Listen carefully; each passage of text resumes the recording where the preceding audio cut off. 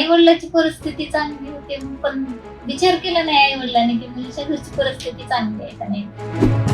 तो सासऱ्याने म्हणले जावा घराच्या बाहेर, आम्हाला तुम्हाला सांभाळणं होत नाही. अनपेक्षितच होतं. तर 2017 मध्ये जेव्हा बाहेर राहायला गेल्यानंतर सध्या मला राहायला जागा कोणी दिली नाही. त्यावेळेस माझी मुलं एक वेळ उपाशी झोपली. सासरा म्हणत होते की तू जर 1 गुंठा जागा करून दाखवलीस तरच म्हणेन मी तुला माझी. 2020 मध्ये माझ्याकडे 50 शेळ्या झाल्या. जाण मॅनेजर मला काहीच बोलले नाही. तुम्हाला जमणार नाही असं त्याला वाटत होतं, चेहऱ्यावर वाटत होतं. त्यावेळेस उद्घाटन झालं, त्यावेळेस म्हणजे खरंच मॅडम म्हणजे आम्ही तुमचं बोलतो. आणि आता ते कर्ज जवळजवळ फेडलंय का कसं? आज एक थोडा वेगळा विषय आपण घेतोय. एरवी आपण राजकारणाच्या बद्दल बोलतो, पीक विम्याच्या बद्दल बोलतो, परंतु आज एक अतिशय महत्त्वाचा विषय आपल्या सर्वांच्या समोर मला आणायचा आहे.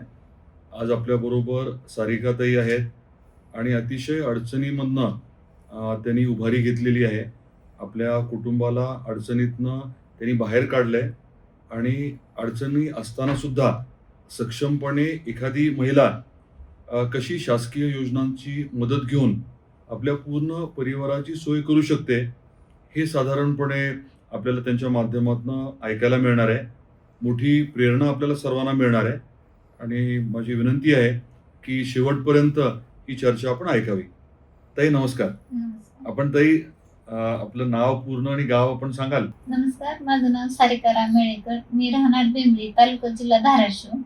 आपण साधारण 2-1 वर्षापूर्वी भेटलो होतो ताई. हो. मी बेंबळीला आलो होतो आणि आपलं पत्र्याचं शेडमध्ये शेळी व्यवसाय चालू होता.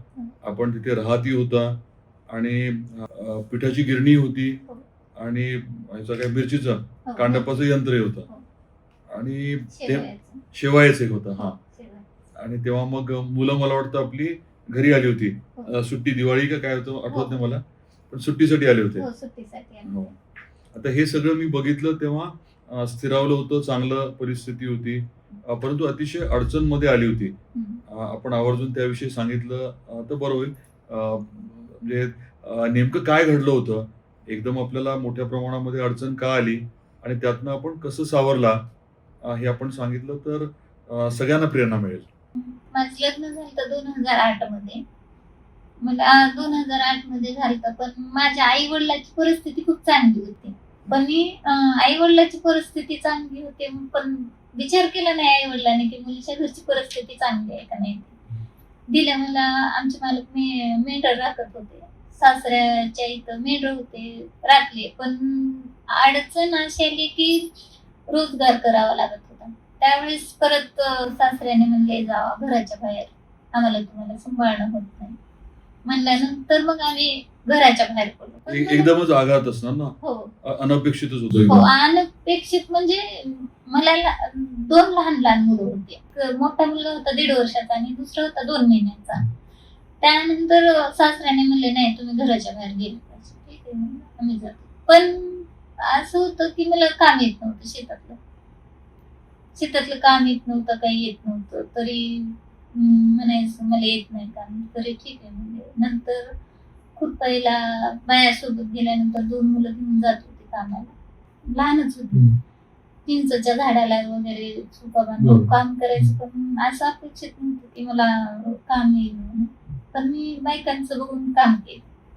काम केल्यानंतर 2017 मध्ये जेव्हा बाहेर राहायला गेल्यानंतर सध्या मला राहायला जागा कोणी दिली नव्हती.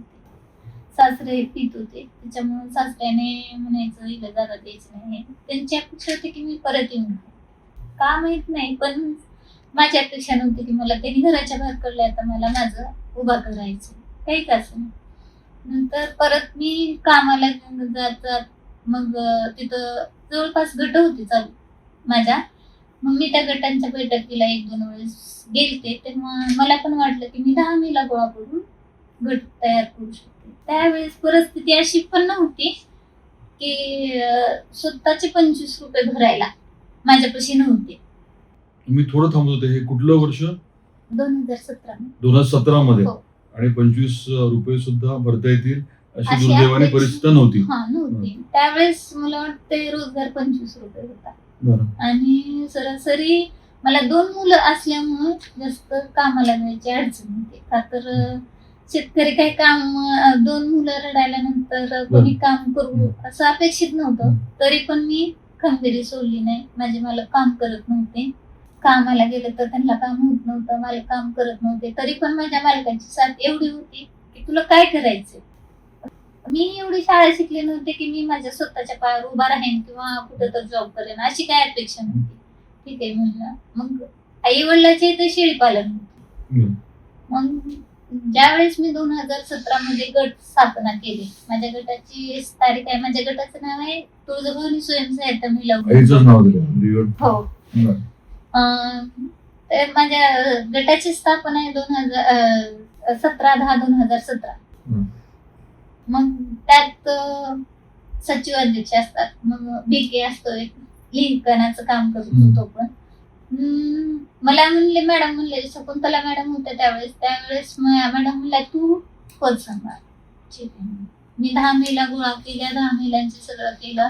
ज्यावेळेस आरेफ भेटला 12,000 रुपये बँकेतून त्यावेळेस मी म्हणलं मला ते आरेफ घ्यायचा.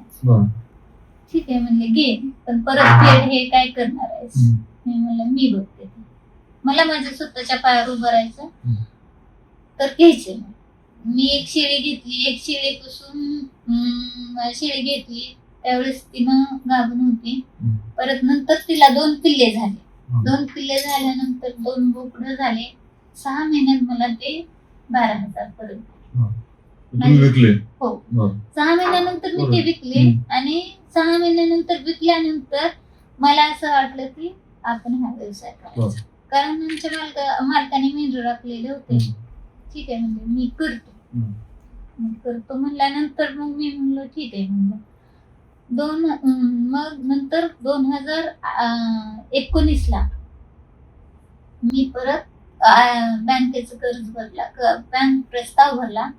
आणि बँक प्रस्ताव भरल्यानंतर त्यातून 5 शेळ्या. कितीचा प्रस्ताव होता तो 1 लाखाचा होता. 1 लाखाचा. मग तुम्हाला तेव्हा मदत कोणी केली? बचत गटाच्या माध्यमातूनच तुम्ही प्रस्ताव केला होता का कसं? बचत गटाच्या माध्यमातूनच बँकेला प्रस्ताव भरला होता. भरल्यानंतर ते 12,000 तर मी फेडलेच. मुद्द्याला मला शेळी राहिली. ठीक आहे म्हणजे मालक म्हणले तुला करायचे काय करायचे शेळी व्यवसाय करू. त्यावेळेस आम्ही दुसऱ्याच्या इथं होते त्यावेळेस पण म्हणत होते की आता हिनं शेळ्या घेतली हिचं स्वतःच घर नाही. मग मला ते खटकत होतं. ठीक आहे तरी पण मी 5 वर्ष काढले. 5-6 वर्ष काढले. नंतर अशी परिस्थिती आली की जवळचे शेजारी पाजारी म्हणाले शेळ्या केले हे केले ते केले दूध म्हैस घेतली हे घेतली. मग माझ्या 2020 मध्ये मी घर घेतलं. जागा घेतली तुम्ही? हो. 2020 मध्ये का तर तिथं मला जागेची अडचण येत होती. परत कोण राहू देत नव्हतं. मग ते काही म्हणलं मग मी जागा घेतली. त्या 2020 मध्ये माझ्याकडे 50 शेळ्या झाल्या. 2020 मध्ये म्हणजे साधारण 3 वर्षात 50 शेळ्या झाल्या. मी विकल्याच नव्हत्या. का तर मला घर घ्यायचं होतं. अशी अपेक्षा होती की माझं कुठंतरी कुटुंब जे माझ्या मुलांना ज्यावेळेस मी घराच्या बाहेर निघाले होते त्यावेळेस माझी मुलं एक वेळ उपाशी झोपली. लहान होते पण उपाशी झोपली होती. शेजारी पाजारीच्या बाजारचे पिशवे बघितले की माझी मुलं मागायची. पण मी म्हणायचं बाळानो आज आपल्याकडे नाही. ज्यावेळेस आपल्याकडे पैसे येतील त्यावेळेस आणू आपण आणि खाऊ. त्यावेळेस माझी मुलं लहान होते पण ऐकत होते. आणि मला आई म्हणे की माझ्या मुलांनी कधी कोणाकडे अपेक्षा केली नाही. जे काय अपेक्षा करतात ते माझ्याकडे करतात. 2020 ला 4 लाखाचं घर घेतलं. त्यावेळेस 2 लाखाच्या शेळ्या विकल्या. 1 लाख रुपये गटातून उचलले आणि 1 लाख रुपये आईने मदत केली. ज्यावेळेस 2020 मध्ये घर घेतल्यानंतर घर खरेदी केलं. नंतर वाटलं की मला काहीतरी आता मालकाला व्यवसाय झालाय. माझी मुलं पण शाळेत चालली होते त्यावेळेस. मग मी म्हणलं लोकांचा रोजगार करण्यापेक्षा मी स्वतः रोजगार करतो. स्वतः रोजगार करायच्या नंतर मग ते कर्ज बिर्ज फिटलं आणि नंतर मग मी माझा व्यवसाय करायचा ज्यावेळेस घेतला. मालकाला म्हणलं मला आता बस इथं मला चटणी कांदा टाकायचं. ठीक आहे म्हणजे तुला टाकायचंय टाक. हे 2020 मध्ये का? नाही 2021 21 मध्ये केलं. ठीक. मी जमीन घेतली 20 मध्ये हो आणि मग स्वतःचा व्यवसाय 21 मध्ये करायचा. 21 मध्ये टाकलं. 21 मध्ये टाकल्यानंतर मला अडचणी आल्या तरी पण मी म्हणलं मला करायचं म्हणलं की करायचं. मग मी त्यावेळेस परत कामाला गेले नाही, लोकांचा रोजगार केला नाही, मला स्वतःच्या पायावर उभं राहायचं होते. आणि सासरा म्हणत होते की तू जर 1 गुंठा जागा कमवून दाखवलीस तरच म्हणेन मी तुला माझी सून. ठीक आहे म्हणलं. मग त्यावेळेस पण म्हणत होते ये वापस. नाही आता वापस जायचं नाही, तर मला माझ्या स्वतःच्या पायावर उभा करायचा आणि माझ्या मुलांना जे लागल ते मी स्वतः देणार. अजून 1-2 उद्योग छोटे छोटे सुरू केले ना? चटणी कांडप केलं ना, त्या चटणी कांडप मला चांगला रोजगार भेटत होता. 4 महिने का सीझन चालला ना पण मला चांगला रोजगार भेटायचा. मग माझ्या मनात आलं की आपण याला जोडधंदा काहीतरी थोडा टाकावा. पेटाची चक्की होते हे होते पण पैसा आर्थिक परिस्थिती तेवढी काही अजून माझी हे नव्हती, चांगली नव्हती. तर असंच विषय निघाल्यानंतर विद्याताई आपल्या बेंबळीच्या त्यांनी म्हणले वहिनी, मग मी म्हणलं ताई असं करायचं. ठीक आहे म्हणले आपलं जावा उद्योग केंद्रात. मग मला काही माहित नव्हतं पण ज्यावेळेस गेले स्वच्छपुतळ्यापाशी आहे आपलं भवन आहे प्रतिष्ठान भवनला गेला. प्रतिष्ठान भवनला गेले, तिथे सुतार सर भेटले. सुतार सर भेटल्यानंतर मग मला फाईल करायची. काय घ्यायचं तर पिठाची चक्की आणि शिवायची मशीन घ्यायची मला. तिथं पण खूप अडचणी आल्या सर. खूप म्हणजे असं की वाटत होतं की मंजूर होतं का नाही, की काय काय डॉक्युमेंट लागत होते. आणि त्यावेळेस वाटत होतं की माझी थोडी जरी अजून शाळा झाली असती तरी मी काय बोलते शिक्षणाचा उपयोग झाला असता असं वाटलं. हो तुम्ही चिकाटी सोडली नाही ना? चिकाटी मागे लावून बँकांकडनं केलं. सीएमईजीपीचं केलं का? हो बरं. तिथं पण म्हणायचे नाही लोन भेटायचं नाही, हे भेटायचं नाही. मी म्हणायचं का भेटत नाही. त्यावेळेस बँक मॅनेजरला म्हणलं की मला फाईल करायची, फाईल मंजूर तिथून म्हणून आली. त्यावेळेस पण म्हणायचे नाही. म्हणजे डीआयसी कडनं मंजूर झाली होती पण बँकेमध्ये अडचण येत होती. त्यावेळेस मला 2023 ला केली मी. 24 ला तुमचा फोन आलताय, म्हणजे इकडून आलताय, तुमच्याकडूनच आलता. मग त्यावेळेस म्हणले काय अडचण आहे मॅडम. तर मी म्हणलं सर मला इथं मंजूर होणार का. तरी असं वाटत होते की माझे मालक काही शाळा शिकलेले नाहीत, अडाणीच आहेत, पण माझ्या मालकाने जाऊन तिथे उभारले होते. तर उभारल्यानंतर बँक मॅनेजर मला काहीच बोलले नाही, पण त्यांच्या चेहऱ्यावरला जे हावभाव होता ते मी वाचला होता. का तर त्यांच्या मनात अशी एक खंतता होती की ही बाई काय करणार आहे. तुम्हाला जमणार नाही असं त्याला वाटत होतं, चेहऱ्यावर वाटत होतं की हिला जमणार नाही. का तर हिचं नवरा असं आहे, हिनं काय करू शकते. ठीक आहे. मी म्हणलं सर तुम्ही घरी या. मालक गेले दुसऱ्या दिवशी मी स्वतःहून बँकेत गेले. तिथं म्हणलं की सर तुम्हाला अडचण काय आहे तेवढी सांगा. नाही मॅडम मंजूर होऊ शकत नाही. का होऊ शकत नाही कारण सांगा. तुम्ही काय कमी आहे, माझ्या डॉक्युमेंट मध्ये कमी आहे का कशामध्ये कमी आहे ते तेवढं सांगा. ठीक आहे म्हणलं. मग त्यांनी म्हणले नाही डॉक्युमेंट तर आहेत पण अडचणी हे त्यांनी बोलून नाही दाखवलं की ते मॅडम तुमच्या मालकामुळे मी देऊ शकत नाही. ठीक आहे म्हणजे सर तुम्हाला मंजूर करायची असेल मंजूर करा, नाहीतर माझ्याकडे माझे डॉक्युमेंट वापस द्या. नाही म्हणजे आम्ही करतो मंजूर. ठीक आहे ठीक आहे म्हणल्यानंतर डबल अजून तुमच्याकडूनच फोन आला की त्या मॅडमचं लोन तयार करून द्या. तर त्यांनी लोन तयार करून दिलं. लोन तयार करून दिल्यानंतर त्यांना तरी पण वाटत नव्हतं की ही करेल. ज्यावेळेस उद्घाटनला मी सरांना बोलवलं, हम्म. सर माझ्याकडे उद्घाटन आहे आणि म्हणजे मी बँकेच्या मॅनेजरना हो. बरोबर बँकेच्या मॅनेजरना त्यांनी हम्म. पण 2-3 वेळेस व्हिजिट केली. हम्म. व्हिजिट केली. माझी परिस्थिती तेवढी काही अशी चांगली नव्हती. हम्म. तरी पण मी त्यातून मी म्हणलं, सर मी कॉन्फिडन्स सांगते की हम्म. मी स्वतःहून लोन फेडणार आहे. तुम्ही माझे मालक किंवा हम्म. तुम्हाला तक्रार येणार नाही माझ्या लोन विषयी. की काही माझं अडचण जरी आली तर तुमचं पहिल्यांदा लोन फेडून. ठीक आहे म्हणले. दिले मला लोन दिले. मी मिशनरी आणल्या, उभा केल्या. ज्यावेळेस सर उद्घाटनला आले त्यावेळेस म्हणले, खरंच मॅडम म्हणले आम्ही तुमचं कौतुक करू. कितीचं लोन होतं? 2 लाखाचं टाकलं होतं पण 1.5 लाखाचं मंजूर दीड. झालं. हो. आणि मग मॅनेजर आले त्यांनी मग आपलं हो, कौतुक केलं. कौतुक केलं वा. की का कौतुक केलं की त्यांना वाटत नव्हतं की शक्य होईल वाटतच नव्हतं. हिनं टाकेल किंवा काय करेल, हिनं पैसे घेऊन खर्चेल, हिची परिस्थिती अशी नाही, हिची परिस्थिती का तिनं खर्चेल. पण नाही म्हणलं, सर मला माझ्या स्वतःच्या पायावर उभं राहायचं ना, मी पैसे घेऊन खर्चणार नाही. मला जे आहे ना, मला लोकांचा रोजगार करायचा नाही. हम्म. मी माझ्या स्वतःच्या मुलांना जे माझ्या ह्याच्यात झाले ते माझ्या मुलांना होऊ द्यायचं नाही. जे काही अडचणी मला ज्यावेळेस मी संसारात उतरले त्यावेळेस मला असं वाटत होतं की मज्जानं काय होते, पण मला जिद्द होते की मी काहीतरी करणार आणि मला करायचंय. मी आलो तेव्हा तुम्ही सांगितलं होतं मुलं सोलापूरला होते ना? हो, माझी सोलापुरात मुलं- तुम्ही शिकायला ठेवले होते आणि हॉस्टेलमध्ये राहत होते हो. आणि त्याचा सगळं खर्च जो आहे हं. तो तुम्ही या तुमच्या वेगवेगळे जे काही उपक्रम आहेत हो. त्याच्यामधनं तुम्ही पैसे देत होता ना? हो, मुलं यासाठी टाकले की माझी मुलं मी जे कष्ट खाल्ल्यात त्या माझ्या मुलांनी खाऊ नये. आणि अजून तर सर अपेक्षा आहे की हम्म. माझ्या मुलांना छोटी मोठी का नोकरी लागणार पण लोकांचा रोजगार नाही हम्म. करायचा. त्यांना जर आता माझ्या मुलाची 12वी झाली, एका मुलाची 12वी झाली, एका मुलाची 10वी झाली, एक मुलगा 9वीला आहे. पण माझी अशी अपेक्षा आहे की माझ्या मुलांनी आणि मोठं मोठा मुलगा ITI ला आहे म्हटलं ना हो, आता आता ऍडमिशन घेतलं आपलं हो. गव्हर्नमेंट ITI ला. हो गव्हर्नमेंट ऐकायला. ओके. मग आता हे 2 लाखाचं 1.5 लाखाचं कर्ज होतं ना? बऱ्यापैकी परतफेड झाली. हो बऱ्यापैकी. अनुदान किती मिळालं आपल्याला 1.5 लाखामध्ये?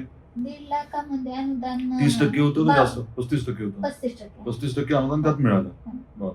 आणि आता ते कर्ज जवळजवळ फेडलंय का कसं आहे? हो फेडत आले सर. फेडत आहे. म्हणजे आहे चाललंय हो व्यवस्थित. चाललंय व्यवस्थित. मी हप्ता आतापर्यंत कधी चुकवला नाही. चुकवला Right. नाही. बरं. आणि माझी ज्यावेळेस नवरत्नामध्ये तुळजापूरला ज्यावेळेस सत्कार झाला, हो. खरंच मी सर मी तुमचा आभार कसे मानू हे मला माहित नाही की माझे तुमच्याकडे कशाबद्दल?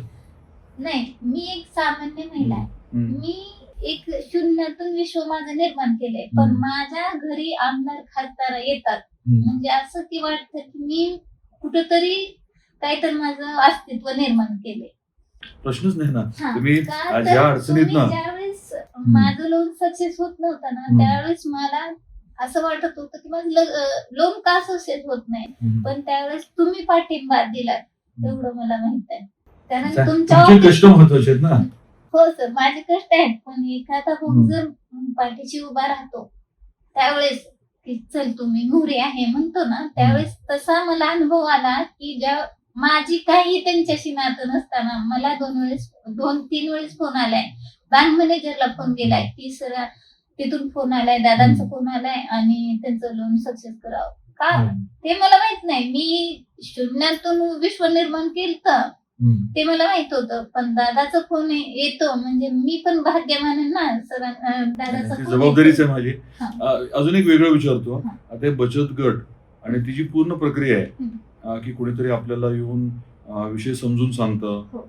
10 महिला 11 महिला गट करण्याच्या अनुषंगाने मदत करतं आणि सरकारच्या योजना त्याचा पण नक्की फायदा झाला असेल ना? सर, खूप हे तुमच्या फायदा. मनाची तर तयारी होती. हा. ते तर कष्ट आहेतच, पण त्या हे जे काय आहे गव्हर्नमेंटने उभी केलेली यंत्रणा त्याचाही फायदा झाला असेल ना? हो, खूप फायदा, मोठ्या प्रमाणात फायदा मलाच झालाय. आणि मी महिलांना सांगते किंवा सांगू इच्छित आहे की महिलांनी ज्यावेळेस आपल्याकडले पर्याय संपतात त्यावेळेस आपण कुठंतरी, महिला काही अशी नाही कमजोर नाही, की महिलांनी कुठंतरी आपलं विश्व निर्माण करावं ही अपेक्षा आहे माझी महिलांसाठी. आज आपल्याला आवर्जून बोलवलं ना, त्यातलं एक खरं कारण तेच होतं की अडचणी सगळ्यांनाच असतात. कमी जास्त प्रमाणात असतात.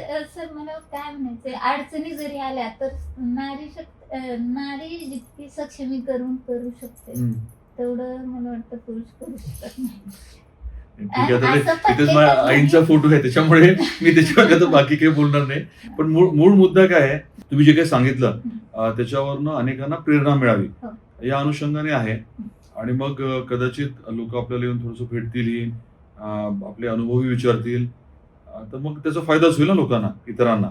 फायदा होईल. हम्म. माझी काही अपेक्षा नाही की माझी एकच इच्छा आहे की माझ्याकडून जरी कोणाचं भलं होत असेल तर मी ते पण करायला तयार आहे. करायला का तर सांगतो. महिलांना माझ्या महिला आहेत ना तेवढा माझ्यासारख्या सक्षम व्हाव्या अशी माझी अपेक्षा आहे. का तर महिला कुठंच कमी पडू शकत नाही.